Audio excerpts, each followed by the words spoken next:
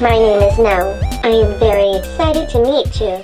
I am a robot, and this week, I will be talking to you and other children like you to understand children better.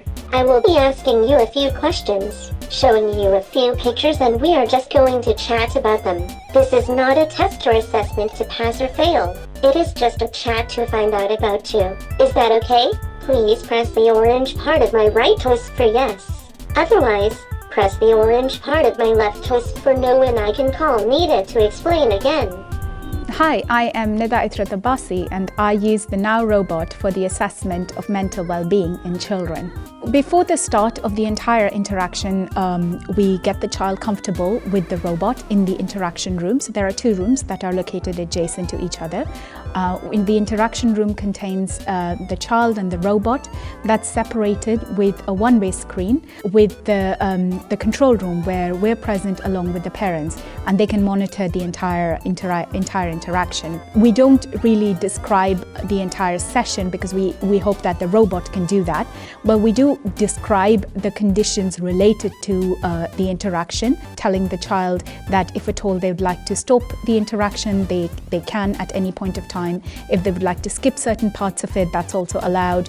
If they want to stop, we just tell them to tell the robot or wave, and we can stop. So it's totally dependent on how the child feels and how comfortable the child is. Thank you for your answers. You did very well. Would you like to take a break now? Now is actually a very childlike robot. The robot does about 4 tasks with them, but before it does those tasks, it kind of does this warm-up exercise or an icebreaker session just to kind of get the children comfortable with the robot and the functionalities of the robot. Let us have some fun before we get started. Do you want to give me a fist bump?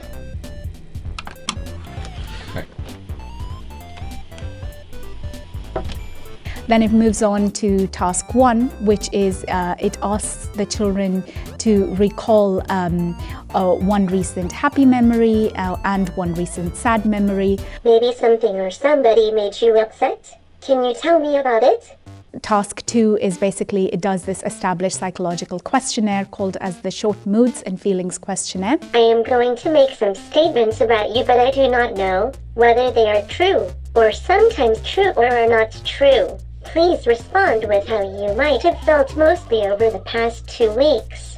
Task 3 is where it's the picture task. Now I would like to show you some pictures. What do you think is happening in this picture? And it concludes the session with the revised child anxiety and depression subscale, which is also another established psychological questionnaire, certain subscales of that. Remember, there is no right or wrong answer. The children were asked to fill that in terms of their own well-being, which is called as the self-report. The parents were also asked to fill that in terms of the children's well-being. That's called as a parent report. And the robot asked the same questionnaire. So when we compared between these 3 modes of administration, that is self-report versus parent report and robot report, we found that the robot report was more incisive. Thank you for telling me about your day. There are many reasons for that, but one of the main reasons that we believe could be that children are very, very tactile. Say, for instance, when they're interacting with like screen-based tools, they're kind of withdrawn from the physical world. So that's why robot is a very unique tool, because it's actually present in the physical world and it's interactive. So the children find it very, very engaging. Also, it is very looks very non-threatening, and there have been many studies that have looked into how robots are used as social companions for children and how children consider it as a social peer.